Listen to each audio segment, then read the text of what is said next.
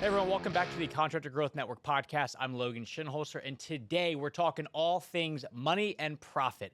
I've got Kyle Hunt, who is the founder of Remodelers on the Rise, talking about the 6 different levers you can pull in your remodeling business to make sure you are making money the way that you should be. Let's go ahead and jump on in.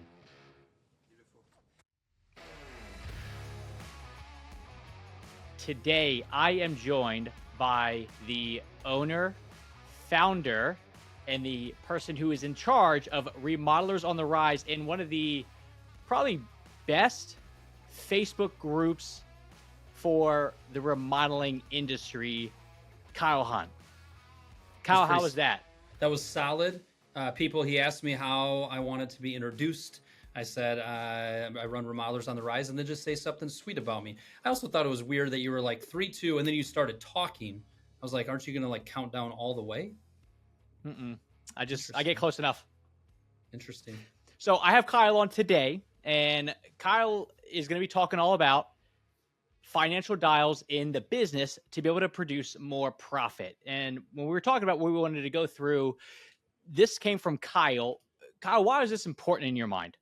You actually kind of reached out to me and said, give me a topic that you just love talking about. And frankly, there are topics where I'm like, I like talking about fill in the blank, but it's all right. But as far as what gets the heart racing in a good way, what gets the mojo flowing is generally when I start speaking about financial topics. In particular, all of my work is with remodelers. A lot of my clients are doing kitchens, baths, additions, that type of work. And I think the reason that it really fires me up is as I step back and look at the ways that my clients have been successful and what I have learned in my I'm kind of rounding it up now. If I'm at 17 years of coaching, can I round it up to 20? Yeah, I think you just say 2 decades at that point. In my nearly 2 decades of coaching, there's a little bit of gray hairs flowing in the beard. There's been a lot of conversations. I've had thousands of coaching meetings, hundreds of clients, and I know for a fact that when we really dial in our numbers, and when you are a remodeling business owner that truly knows their numbers and how it all plays together, it just makes a tremendous impact on the success of the business. And when the business is successful, there's more money to go around for yourself, for your team. Everybody's happier. So that's why I really love this topic.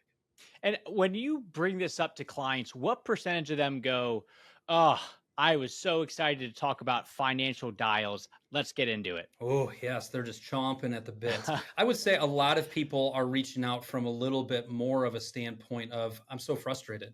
Why am I working so hard? Why am I doing all of this? And then at the end of the day, I'm confused about where the money's gone. There's not as many dollars there as there should be.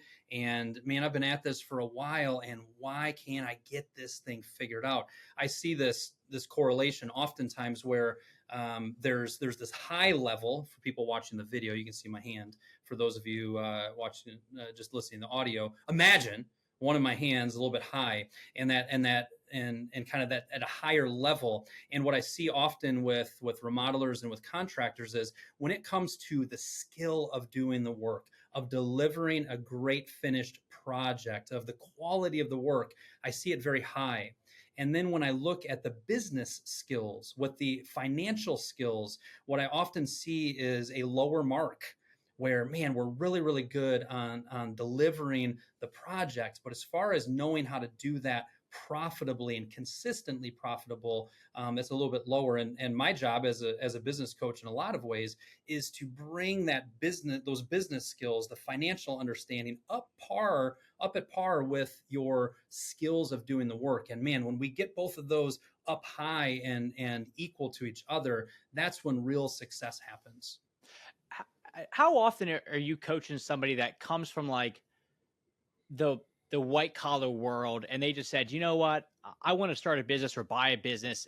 I'm going to come into this with more of like a business focus and not like the normal way, which is going from like a craftsman and then realizing, okay, there's a whole side of this business thing that I don't have figured out. I'd say 95% of the time we've got the skills on the business, on the doing the work side, and maybe 5% I'm coming from, hey, I really understand numbers. Had a conversation with a gentleman a few weeks ago who actually had a really successful white collar career. They offered him a buyout. And he said, you know what? I'm ready for a new chapter, new lease on life. Bought into a remodeling business. And in his case, the number side is still the part that's really giving him trouble, let alone really learning the skills to deliver the service well. So it is a hard business. There is a lot of moving parts and pieces to really get in sync. It's funny whenever I like. So my wife is an investment banker. So all she does is live in spreadsheets, Excel, stuff like that. So whenever I'm listening to like a book on tape, or like I remember the first time I was listening to Profit First for Contractors, she was like, "Why are you listening to this?"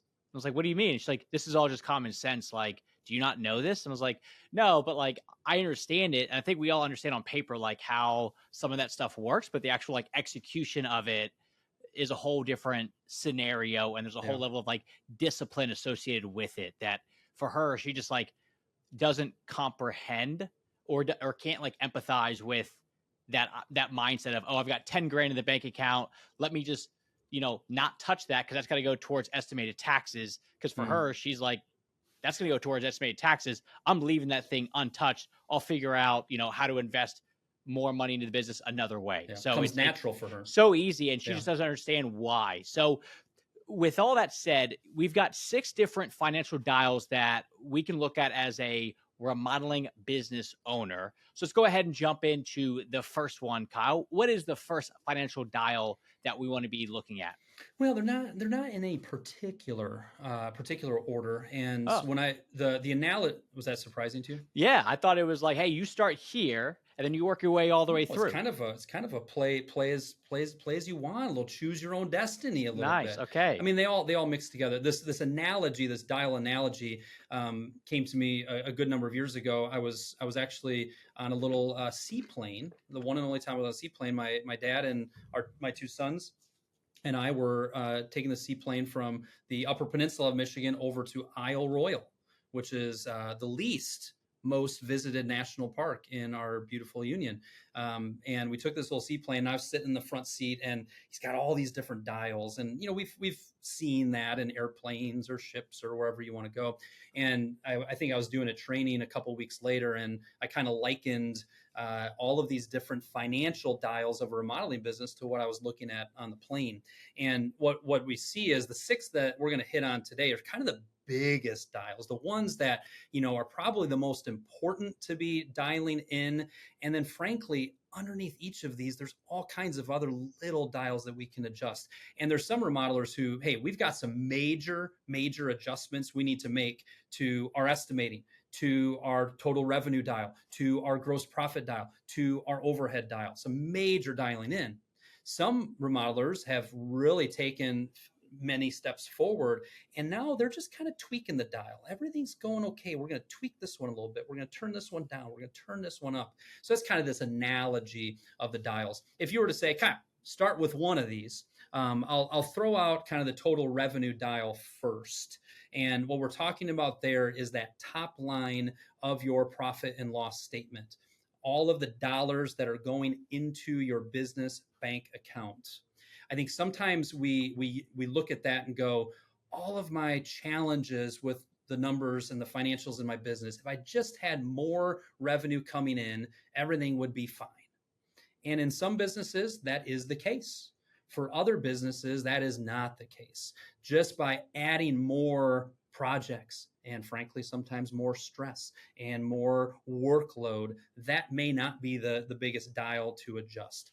When we think of this one though, what I would say is, what is your total revenue goal for the year? And probably more importantly, why is that your goal? Here we are kind of 2/3 of the way through the year. How are you doing on actually hitting that number? Are you behind? Are you on pace? Are you ahead of schedule? And looking at that just closely of what gets measured gets improved. Do I have a goal set for that? And why? For some of you, you may need to turn this dial up. You may need to kind of keep it where it's at. You may need to dial it down. Does that kind of make sense for the first one? Yeah. So when it comes to the dials, because I think on paper, if we all said, "Hey, I want to dial the revenue up," like everybody wants that. So I guess when you're thinking about the idea of dialing, revenue or estimating or any of the other dials, like what are you doing? Like, is there like a certain activity that you're doing? Or you're just like mentally like, let me dial this bad boy up and then see what comes of it. Yeah, they all kind of play together. So if we're looking at your financials, a remodeler's financials, and we start to just let's first just check in on these dials. Let me kind of go through. Maybe unveiling more of them would be helpful. Cool. If I'm looking at your P&L statement, I'm starting at the top. I'm looking at that total revenue. I want to think about, hey, where has this been the last few years? Where is it this year? And where do you think it's going to end up? And kind of ask some questions around that. The next thing, as we go down, we look at our cost of goods sold. But one of the other main dials that I like to hit on is your gross profit dial. This arguably is kind of my favorite dial to really focus in on. And that is going to tell a lot of the story. And this is where a lot of the training, a lot of the learning for a lot of people listening may need to happen. If I have my total revenue, and let's say it is $1.5 million of revenue coming in, and I then subtract all of my cost of goods sold out, get all the cost of goods sold, all my labor, all my materials, etc. And let's say I am left with $300,000 of gross profit. $1.5 million coming in, $300,000 of gross profit. It means that 1.2 million is going towards cost of goods sold. That is coming out to a 20% gross profit margin. I didn't say markup, did I, Logan? It's close. It's close. You thought it might be coming. Yeah, I was like, uh-oh, am I going to say something? Uh-oh, what's going to happen here? In that case, that is a 20% margin, and that equals a 25% markup. Now, if I am just starting to look at that and I say, hey, you said that you just have kind of a full markup across the board, and you said you have a 33% markup across the board. What is your thought on this gross profit we're looking at? That is going to elicit some reactions. They're going to say, well, it should be higher. 33% markup should be a 25% margin. What happened? Now, all of a sudden, we're looking at these dials and going, yeah, what is going on there?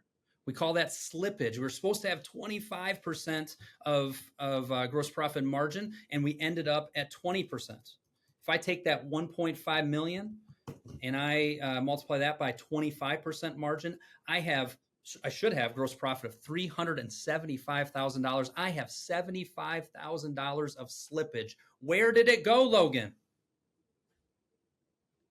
You shrugged your shoulders. Cost of goods sold. It went into cost of goods sold. It was bad weather. It was labor issues. It was delays that we had to reorder stuff. Could be a lot of things. Could be a lot of things. If I have a remodeler who can analyze the gross profit dial and give me thought out opinions and facts related to that, I have a remodeler that, to use my business name, is on the rise. We need to understand our gross profit dial, and that tells us so much of the story. You hit on several things there. Maybe I didn't plan out the project very well. I waited till the last minute to order materials, and things got delayed. Now I'm making multiple trips back. I didn't plan out the project management very well, and I made another 5 trips to the lumber yard that I didn't need to. That's eating into my gross profit. I was lazy with my estimate. I do not have a really solid template in place for my estimating. I missed some things, and I just flat out forgot to put that line item in there related to the dumpsters, and I ate that $1,000 that I spent on dumpsters. Slippage. So that gross profit dial, so we touched on total revenue, just to give you a little taste of that. And then I made people do some math right off the bat and looked at that gross profit dial. That gross profit dial is going to tell us a lot. Do we need to dial this up? Do we need to dial this down? Going back to am I going too fast or are we good? No, that's perfect. Yeah, beautiful. Yeah. So if I look at that gross profit dial, and sometimes I look at that and go, hey, we've got a lot of slippage here. What ends up happening is we don't need to increase our total revenue. Our total revenue is not our biggest problem. Our big old hole in the boat, our biggest issue, the thing we need to dial in the most is we need to fix that slippage issue. And that points to a lot of times estimating, project management, and where is this slippage coming from? If we can start to identify that, that is putting us on a good path. So what I'm hearing here, because I think like the easiest thing for anybody to say is, well, I just got to sell more, I'll make more money, and that'll solve a lot of the problems. But what you're talking about is more of like the hard stuff that you have more control over, because it's as a marketing company, like it's easy to say, well, we'll just do a promotion, we'll sell more, and we're good to go. But the harder thing is actually fixing the underlying issues, like not actually having a process in place, having poor project management, bad suppliers or vendors, things like that.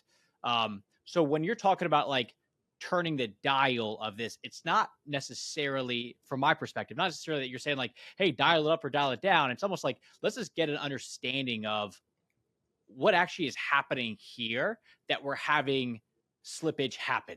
Yeah. Is that right, or am I off on that? That's right. And kind of what we're talking about here is let's just get a real read on what this is telling us. And then let's ask some questions. Let's just see what the facts of the matter are before we even talk about turning up, turning down, keeping it the same, adjusting, etc.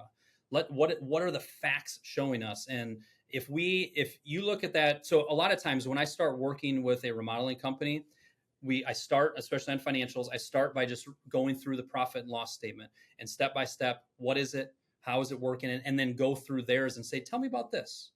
Hey, your cost of goods sold percentage is here. Your gross profit margin is here. Tell me about that. Oftentimes we have things down in overhead expenses that should be up in cost of goods sold. Just by going through the profit and loss statement, it starts to help us understand where things are at.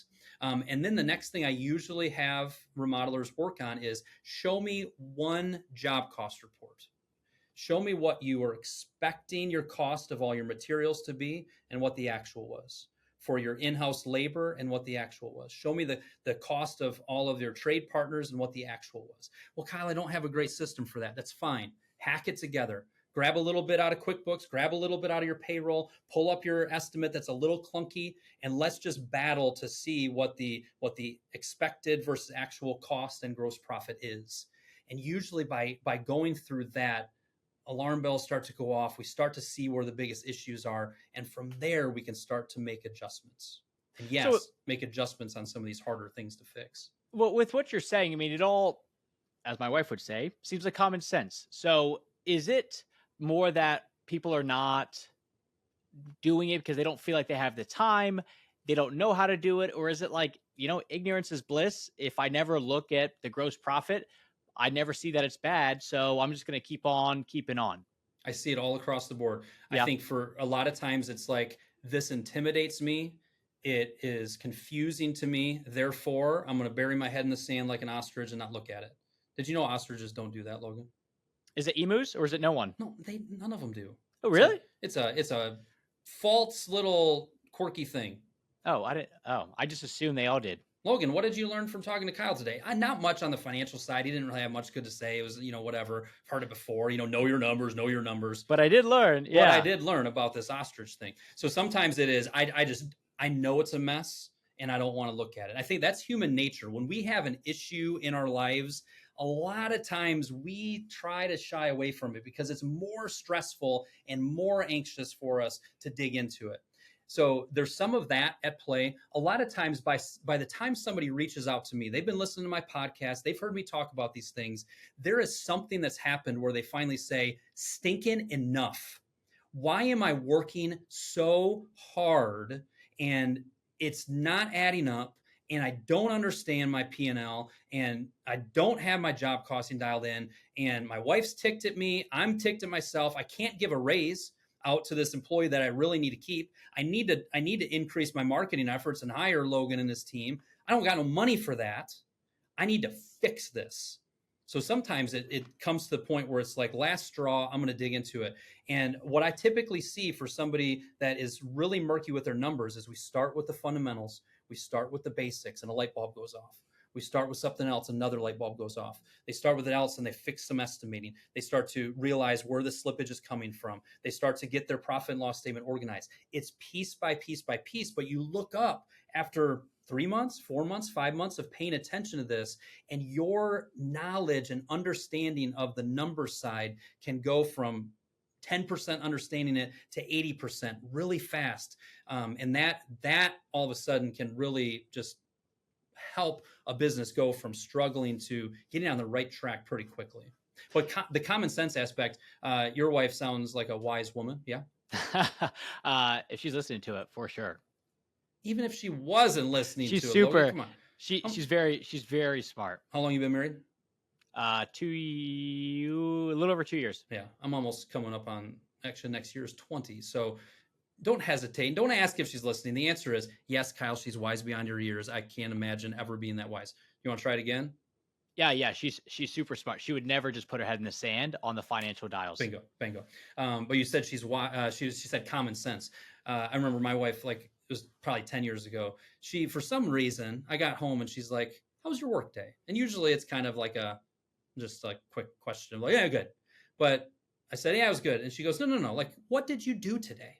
And I went through, I met with Josh Nelson with Nelson Builders, and I met with, Stu with Innovative, and I was telling her what I did. And her response to it was, "You teach a lot of common sense stuff, don't you?" And I said, yes. But to your other part of your question, yes, it's common sense, but until our eyes are open to it, until we understand it, until we're nodding our head, it can be very confusing. There's a lot of people listening that the things they can do with their hands and what they can build and what they can envision going into a kitchen and realize, knock that out, is stuff that I would never in a million years be able to do. And here, as a business owner, you need to build up your skills on the financial side to near that level so that you can be successful. There's a direct correlation between, I know my numbers, I can tell you what gross profit is, I can tell you how overhead expenses go, I understand the difference between markup and margin. Kyle, put a profit and loss statement in front of me and I can explain it very clearly. And yes, when I take an owner draw, it comes out of net profit. When I have a remodeler saying that, I'm talking to a profitable remodeler. When I have a remodeler that's confused with it, I already know what their financial situation is. I've seen it time and time again. We got to fight for this knowledge and understanding. So nobody's like just ignorant about the finances and just, skating along at 60% net profit. No. Okay. No. Okay. I'm sure there's an oddball out there, but it is not the case. All right. So what is financial dial number 3? Financial dial. So we touched on total revenue. Yep. We touched on gross profit. Let me hit on estimating. I would say I'm not a expert when it comes to the estimating side, but I do know enough to advise clients on a few things. When you look at your estimating, I need your materials and your labor to be broken out. If you have your labor and materials tied in together, it is going to be very hard to see, number one, how many in-house labor hours we have available on this project and to measure that. So that's something often. When it comes to estimating, there's so much software out there where we can create some really nice templates for that kitchen project, for that bathroom project. And when I have a remodeler who has their estimating templates dialed in, they are forgetting a lot fewer things and their estimate is so much stronger. Another thing related to estimating is if you aren't job costing and going back to what we talked about earlier, paying attention to what my expected cost is versus my actual, the best way to become a better estimator is to have solid job costing on the projects that you're building. You can't help but become a better estimator if you can tell me, I quoted 20 hours on demo, it took us 30. I quoted X amount for this and it cost us, and it ended up being that, because you will go back and you will fix it the next time. So those are a few things related to the estimating side. The other thing I say related to estimating is most of my clients do not enjoy estimating. Do you hear that a lot, Logan? I do. And what I like to say is, hey, you love estimating. Say it with me, everybody. You love estimating. And I know it's a drag and I know it's hard work, but there are few dials and few areas in your remodeling business and contracting business that has more bang for the buck. You have to embrace estimating, embrace templates, embrace details on the estimating side. Oftentimes, it's kind of like in real estate. I think a lot of people would say, you kind of make your money when you purchase the house, not necessarily when you sell it. You've heard that analogy. I think a lot of times on the remodeling side, you make your money on that estimate and doing it well and doing it correctly, and then moving on from there. So that was the third dial, was related to estimating. So when you talk about breaking out labor and materials, are you talking about breaking that out to the client and saying this is where the money is going, or is this just more of an internal? Internal is what I was referencing there. The biggest thing is I need to be able to know what my expected cost of materials is versus actual. I need to know what my expected in-house labor is. That's a big issue with a lot of remodelers, where they're going over hours. It is eating into our gross profit. There's a lot of slippage. And what I found is it's very hard to job cost if I've got things bundled up like that. And when you're talking about, speaking of estimating, when you're talking about all this, are you a big COPE fan? Cost of project execution? Yes. It's a total aside. Sure. I am open to it for sure. So Michael Anschel, for those of you listening, Michael Anschel developed this cost of project execution. Michael and I have done some training on it. We hosted an in-person event in Minnesota. We've done some online training. So this, again, an aside to what we're talking about, but what we're talking about there is being more transparent in our estimating. And what I would say is, in today's day and age, and probably going forward, more and more people are wanting to understand where is my money going? The cost of things has gone up so tremendously in the last 5, 6, 7 years. And I have a feeling that when we're selling in 2030, you can either approach it from a standpoint of, here's the scope of work, here's the price, it's $172,252, take it or leave it. And people will continue to sell that way and sell well that way. And there's another approach that comes with a much more transparent approach for the client, kind of you being on the same side as them. And by the way, when you're implementing this, you can still have just as healthy margins. I would argue Michael has very, very healthy margins on his projects with this approach. So, because I remember when we went through our bathroom remodel, essentially my wife found some of the shades online, and then when they came back with the portion of the shade installation, it was just, they just took it, they just doubled it, and that's what it was. And she was like, well, I can just, for this amount of money, I'll just buy it. Can they just install it? And I was like, well, it's not really about that, but it was also, it caused this friction thing in her head. Yeah. Of just well, what else? What does that tile cost? And what is it? So it's just the whole, and I remember my dad used to get this back when he was doing ponds, where, he would charge a certain amount to install a new pump. Well, they could go on Amazon and find that exact same pump for a fraction of what he was selling it for. And his whole thing was look, mine comes with a warranty. So if something goes wrong with it, if you want, I can install yours for you. I still got to charge you for the labor of it. But if something goes wrong, that's now, something that you're going to have to deal with on your own. Yeah. So that was kind of his out to it. But the more that we go through it, and the more that, because I've watched, webinar between you and Michael going through it, to me, it makes a lot of sense, because it just puts it out there and makes it a little bit more hey, you and I are together on this from a, we're on the same team, and the bad guy is the amount of money that it costs for these materials. God, I wish this tile was free, but it just isn't, so yeah. So yeah, all right, yeah. Cool. So if you go to costofprojectexecution.com, you can click on some interviews I've done with Michael and related to that. And I think my biggest thing that I would say anybody listening is, if you are all about putting one fixed price at the bottom, mazel tov, cool, rock and roll. At the same time, you're out there selling in a very competitive marketplace, and you're out there selling and putting numbers in front of people that 6 years ago you would have laughed at. You would have never dreamed of selling a kitchen project for what you're selling it now. Times are tricky. Times are changing. So even if you don't want to embrace a more transparent approach, go understand it. Go dig into it. Go be a student of it. Don't just immediately say, nope, not for me. Transparency sucks. End of discussion. Be a student of it. Find some aspects of it that you may incorporate into what you do. I think we need more of that just in society in general. That's not the way I do it, therefore it's bad. No. Go learn from it. Be a student of it and then have an opinion of it. Cool. Love it. All right. Let's get back to Kyle's financial dials. Yeah. So we've gone through estimating. What is dial number 4? So we did total revenue. We got some gross profit. We got some estimating. The fourth dial here is overhead expenses. When we look at our P&L, we've got our revenue minus cost of goods sold equals gross profit. And then we've got our overhead expenses. Ooh, we even got hearts if you're watching the video. Down below is overhead expenses. If you are a business owner listening to this, you may have to look it up, but you should be able to tell me, Kyle, Logan, here in the year 2024, I am going to spend $372,000 on overhead expenses.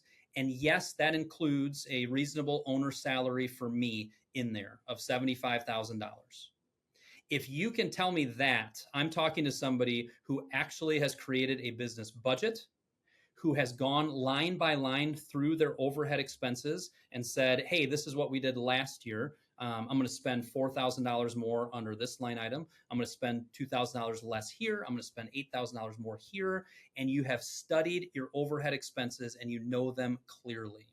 This is the biggest area of your numbers that shouldn't be super murky. These are pretty reliable numbers based on where you're at in your business and where you're going this year. So I would encourage that dial when we see that and we consider what our total revenue is telling us, when we consider what our gross profit is telling us, when we look at this overhead dial, it may be time to dial it up.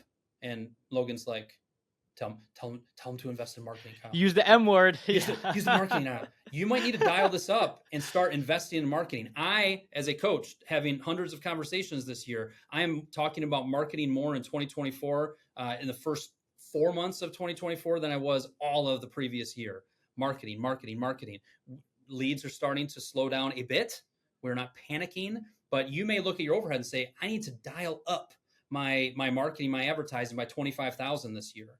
You need to know what that is. You need to know how you're going to do that. You may look at it and go, it's time that I dial back. Maybe there's somebody that is an overhead expense in your company that you may need to cut back on. Maybe there is a stupid storage unit that you have that you're dropping $250 a month on, and you go, you know what? That's $3,000 a year. We could live without that. When you're in tune with where your overhead expenses are and how it's playing into your overall numbers, you might adjust it down, you might keep it the same, you might adjust it up. But wise business owners are paying attention to that dial. And then when you're looking at let's say how to job costs and stuff, are you factoring your overhead into it? Or are you more on like along the lines of look primarily at just cost of goods sold as what I'm going to actually estimate this job at? Job costing is simply looking at revenue minus cost of goods sold equals gross profit. It has nothing to do with overhead when I'm analyzing it. It gets real confusing when you look at a specific project and say, well, this produced a 33% gross profit margin and X amount net profit. Whoa. What are you talking about? Those are totally separate things. So job costing is specifically revenue minus cost of goods sold gross profit. Perfect. Okay, cool. So we got overhead, and sometimes, because I see this a lot from my side, sometimes when it comes to the overhead, those are the tougher decisions to make, because it's easy to cut out a cell phone bill, but it's harder to cut out, that, I don't know, that extra office admin or that PM that's been with you for a while, but no longer actually helps, bring money in the door in a tough situation. So when somebody's looking at overhead, what are some of the more common things that are really hurting their bottom line from an overhead perspective?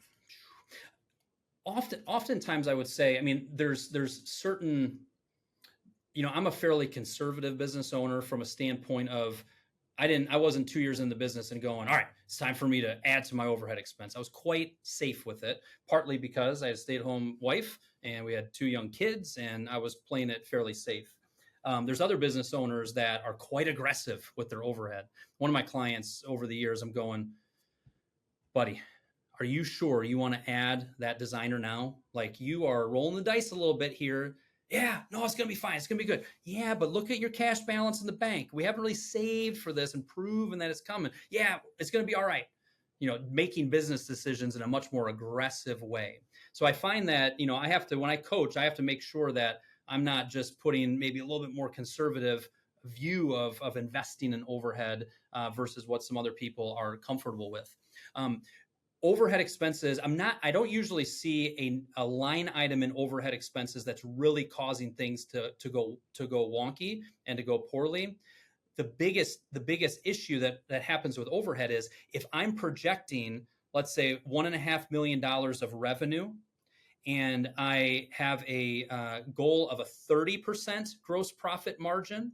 That means I'm going to produce off that $1.5 million of revenue, $450,000 of gross profit. And that pays for my overhead expenses, let's say, of $300,000. If my sales are down, or instead of having that 30% gross profit margin, I've got all kinds of slippage and it's turning in very quickly to 24% or 25%.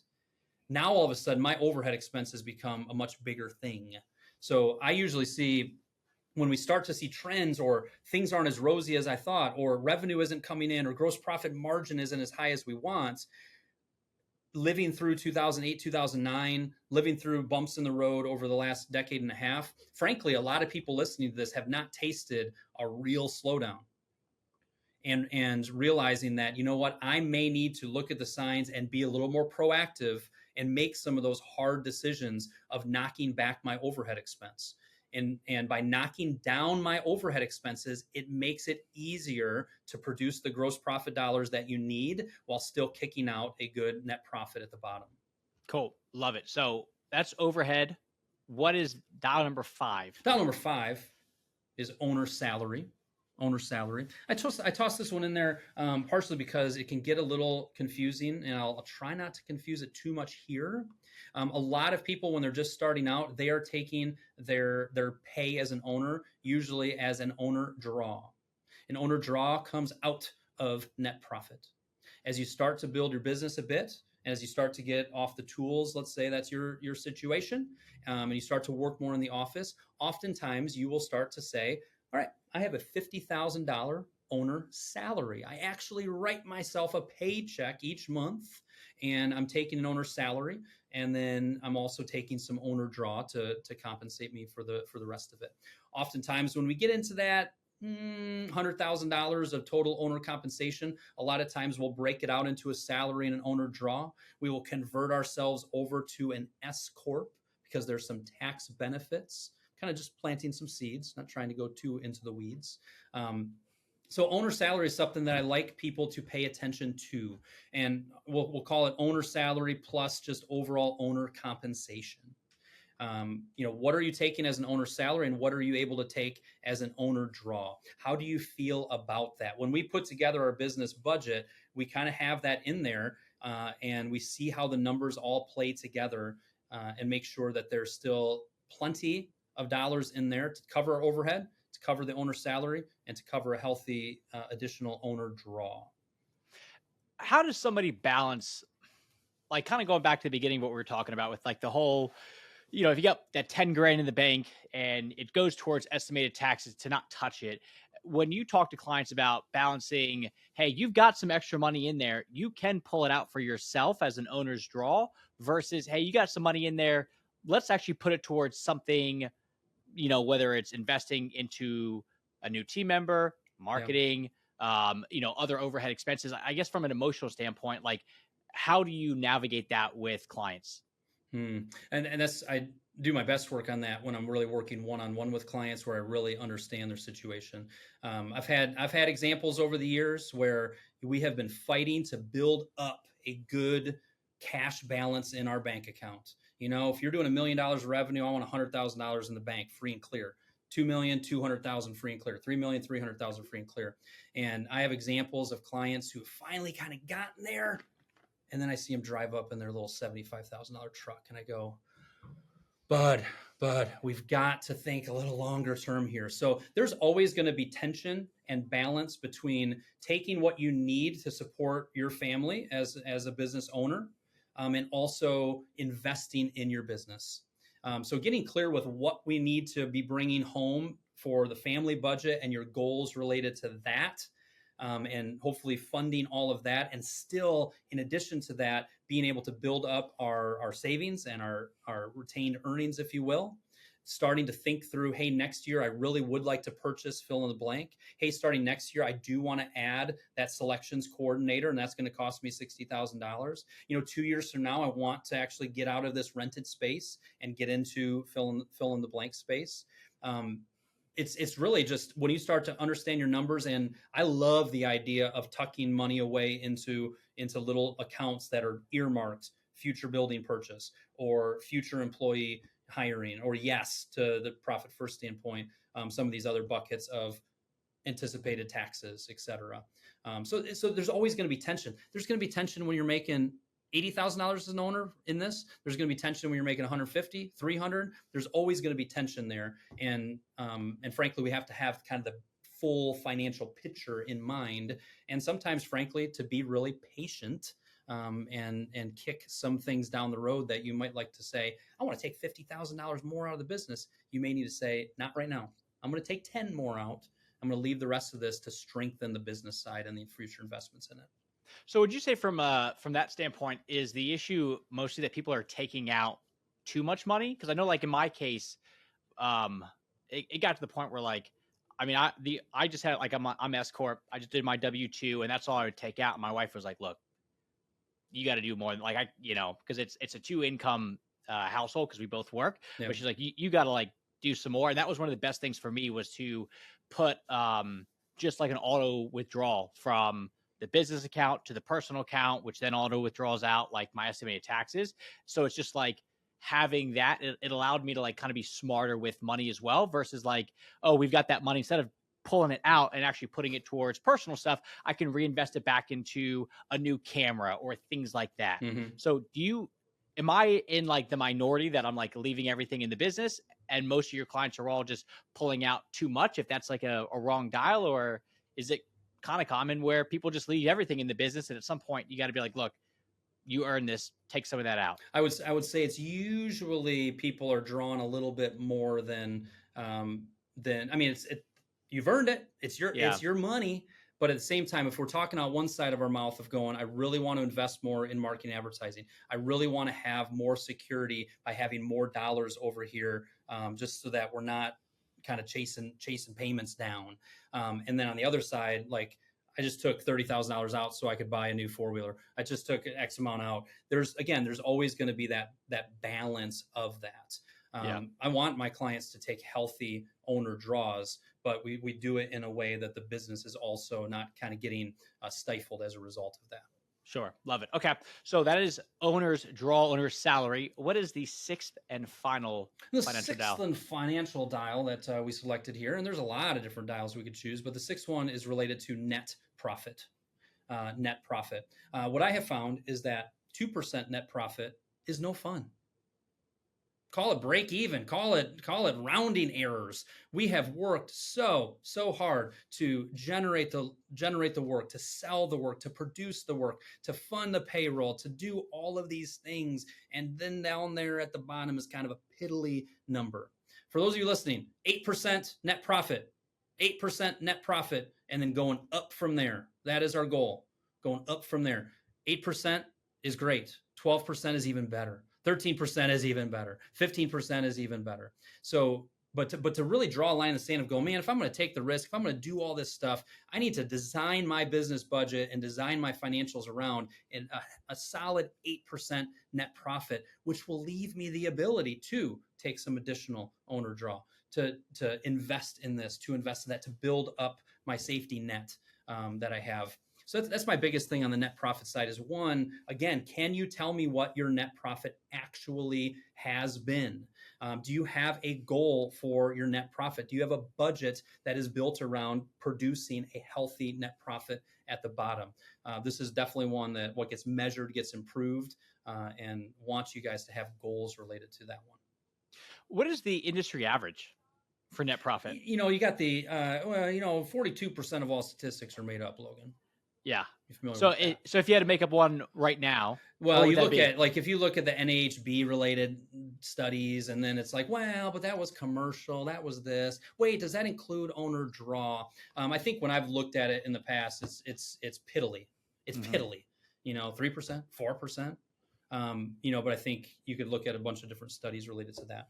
But overall, a healthy remodeling business, a healthy contracting business, after paying all of their overhead expenses, after compensating their owner solidly, we need that to be 8% and going up from there. So now that we have all 6 of these dials, how do you then approach it? So now we know what each one actually is, and we talk about the idea of dialing it. But I can imagine you're typically not just dialing one individual thing up or down. It's a combination of, you know, increase this, reduce that. Yeah. I guess, how do you approach it now that you know what these dials are? Yeah. You look at, all right, what is our current situation and what are the biggest issues we're having? That's going to be one of the first things we look at. Sometimes we are not charging enough and we have a pricing issue. We need to increase our pricing, which is going to help increase our gross profit margin. Sometimes we are pricing things beautifully. We've got a good, healthy margin that we're selling at and markup that we're selling it at. We're just not bringing it in. We've got way too much slippage. So once we understand the situation, we have got to do a better job of planning our projects out in more detail. We need to have a much stronger pre-construction meeting. We need to finalize all of our selections up front. We need to be having a weekly production meeting. All of a sudden, that issue, fixing that slippage, we're going to think of, okay, I just gave you 4 ways that we could start to improve that. Hey, our overhead is reasonable. We actually don't have a lot of slippage.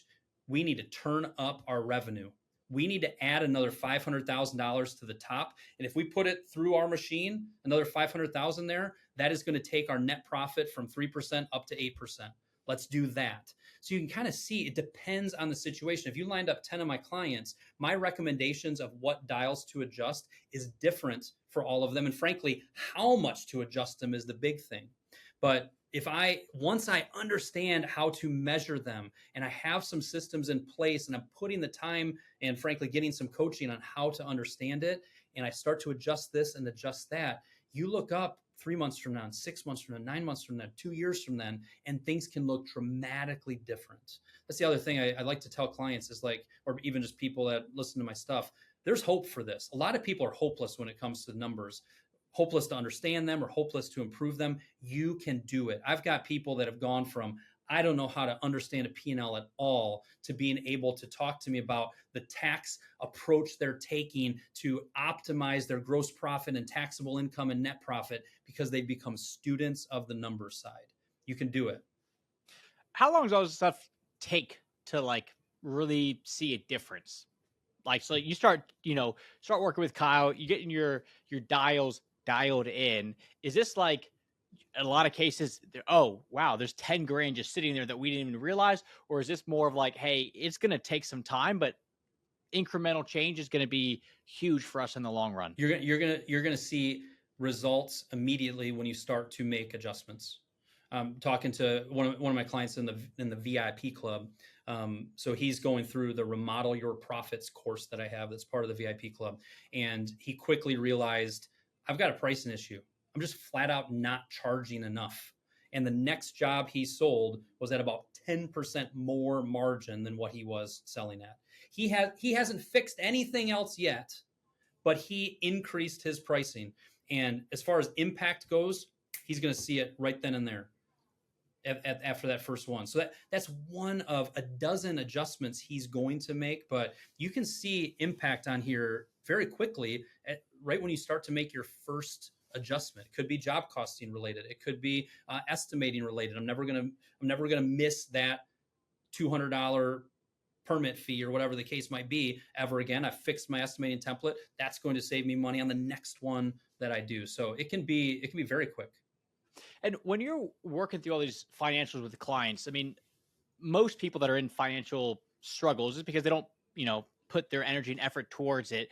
But then you got like the Dave Ramsey approach that his whole thing is like, just whatever has the lowest amount of debt, just pay that off first. It's from an emotional standpoint, you're just checking the boxes. Mhm. When you're working with clients, how much of this is like behavioral and emotional where you're like having to almost like help them shift their identity from, hey, we're just going to be ignorant towards financials to like now you're like a financial guru and you're just like really, you're taking on the identity of somebody that does these things. Mm. Mm. Did you use Dave Ramsey so we get better in the algorithm when people are using the transcript and stuff? Yeah, well, because he's friends with like Tony Robbins and like Barack Obama and stuff like that. So Oh, this yeah, episode is going to get found yeah. all over the place now. You know, I think what one of Dave's approaches there is more like, start with some small wins, and then that's going to build on this, build on this, build on this. And I think that usually is the case of I've got kind of the confidence meter and the clarity meter. We start to get people more comfortable and clear with what's going on. Then they make a small adjustment that they feel confident in, and they see a result from that. And as you start putting wins together, and as you start putting successes together, it does, not to use Ramsey's phrase, but it does snowball. It does snowball a bit. And now all of a sudden you're like, what are you talking about? We're not looking at the job cost report. Let's get that thing out of here. What are you talking about? We had $300 of slippage. What are you talking about? We took 22 trips to the lumber yard. I thought we were working on that. I thought we were improving that. What's going on here? All of a sudden, these little improvements. I mean, the people listening to this that are struggling with their financials, as they listen to all these examples I'm giving, they're probably nodding their head. And I think a lot of this, and you use Dave Ramsey, a lot of people that finally start to get a hold of their personal finances, they have a moment of enough is enough. And remodelers and contractors, stop making excuses about, I can't charge that much. I don't understand it. I'm too busy to study it. Well, my CPA doesn't really explain it very well. You can continue to make excuses across the board, and I will show you what your future is. And it's not pretty. Once you say, enough, I'm going to understand this. I'm going to invest in some training. I'm going to invest in some coaching. And it's not going to be overnight that I'm going to be a financial guru, but I am going to understand my numbers better this week than I did last week. And if I continue to make incremental improvements, if I continue to kind of start to understand these dials and adjust them, I know that a year from now, things are going to be a lot better. I don't know exactly what that looks like. I don't know how it's going to happen, but I know if I put effort towards it, it's going to get better. So whether you're at the end of your rope of it and like, it's finally time and you're smacking the table, or you're kind of like, the warning signs are there, I need to do something about it, lean into financials. Cool. Love it. Kyle, if somebody wants to lean into financials and connect with you, what's the best place to do it? Oh, what a segue. Great segue. So well, if you teed it up. It was easy. I teed it. I mean, what can I say? I've done a couple hundred podcasts. I know how to tee it up. You can go to remodelersontherise.com. One easy way to get started is to take a look at that VIP club. There's a training that's in there that's step-by-step. It's about 3 hours of training called Remodel Your Profits. And it really just is a wonderful overview of my training on this. I do some one-on-one coaching. I do some peer groups. But if you go to remodelersontherise.com, reach out if you want, just through the Contact Us form. Logan mentioned earlier a free Facebook group I have. If you go to remodelerscommunity.com, you can request to join that. And then I've done a few hundred podcast episodes, so you can look me up at Remodelers on the Rise. Cool. Kyle, you make it easy to find you, so I appreciate you coming on here. Guys, if you want to get your stuff dialed in, call Kyle. Ding, ding, ding. Cool. All right, everybody. Thank you so much. We'll see you next time. That was awesome. I think for me, the biggest takeaway was the fact that I know we all in business just think that the easiest way to make more money is just to grow top line revenue. But the fact that there's all these other different ways to go about making sure we're hitting that bottom line that we need to, that was like fantastic. So there's not a one size fits all. It's figuring out what levers and dials we got to really finagle to make the perfect combination for our own company. If you want to connect with Kyle, go to remodelers.com. That's his website. Learn all about what he's doing there. And we'll see you on the next podcast in a couple of weeks. Thank you so much for joining us this week on the Contractor Growth Network podcast. This episode of the Contractor Growth Network was hosted by Logan Shinholser and produced by Dane Appleyard and Logan Shinholser. Today's guest was Kyle Hunt. We look forward to seeing you next time when we talk about simplifying your business systems with Liz Chisholm.